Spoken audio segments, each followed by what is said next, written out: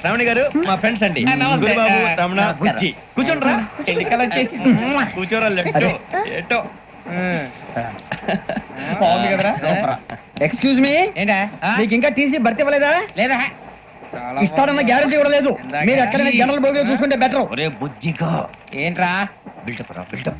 అరే వెంకీ, నువ్వేంట్రా second class లో వస్తున్నావు? ఎప్పుడు ఫస్ట్ ఏజ్ లో కదా వచ్చేది? ఫస్ట్ ఏసీ సెకండ్ ఏసీ మొత్తం ఫుల్ రా. సీజన్ సీజన్ ఇదేం సీజన్? ఇదేం పెళ్లిన సీజన్ కాదే. టికెట్ టికెట్ మీరు ఇడికొచ్చారు అడ్జస్ట్ అయ్యారా? అడ్జస్ట్ అయింది వాళ్ళు కాదు మేము.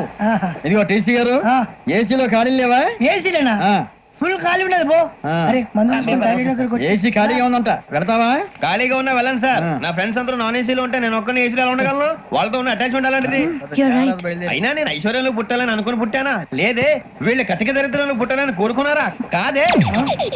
అంతా గ్రహ బలం. నేను గ్రహాలని విగ్రహాలని బాగా నమ్ముతాను. పైగా ఇలా అందరితో కలిసిపోవడం అంటే నాకు చాలా ఇష్టం.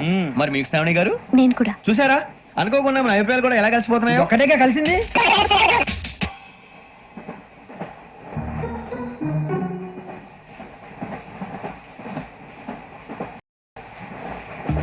జోహన్ గ్రీషం.